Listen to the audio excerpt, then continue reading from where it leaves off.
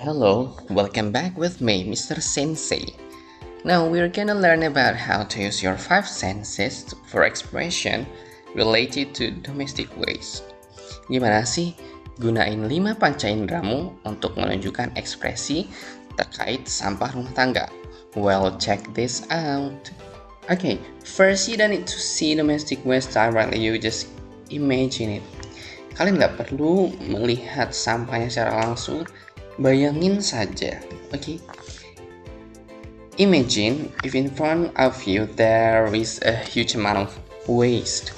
Bayangin di depanmu ada seonggok sampah yang banyak dan kamu menggunakan 5 panca indera untuk merasakannya. Oke, okay. The first one, the easiest way is using your sight. Pakai penglihatanmu. Bayangkan kamu melihat sampah. You can imagine the shapes, colors, amount, size, and everything that you can see about the trash. Kamu bisa bayangin bentuk, warna, jumlah, dan ukuran dari sampah itu. Dan ketika kamu sudah terbayang, you can just express it with a sentence. For example, there are so many black plastic waste in the dump. They look like a giant plastic amount. Itu adalah apa yang Mister bayangkan tentang sampah plastik di depan Mister. Ada tumpukan sampah plastik hitam yang banyak sampai dia menggunung. Okay. Then the second one is the smell.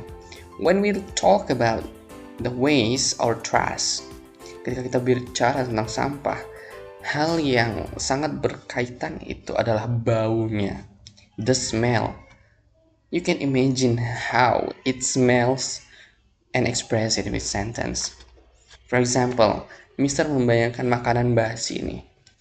Dari makanan basi itu, I can say, this stale food smells so bad because it's been a week in here. Makanan basi ini bau banget karena sudah seminggu di sini. That's what I imagine. Itu yang Mister bayangkan. Dan bayangin itu Mister bisa, baunya busuk banget gitu, something like that. And then the third one is we can imagine touching the waste. Kita bisa bayangkan ketika kita menyentuh sampah itu. By touching, you can feel the texture of the waste and then express it with a sentence. Ketika kita menyentuhnya, kita bisa membayangkan teksturnya seperti apa sih? Ya, for example, there is a food and paper stuck together, and there's larvae there. And then I can just make a sentence. The food and paper stuck together are slimy and sticky. When you touch it, you can feel some larvae crawling on your hand. Ya, jadi di sampah itu karena sudah lama ya makanan dan kertas yang menyatu, ada lendir dan itu lengket. Kemudian sampai ada belatung atau lava. And then using five senses depends on the subject.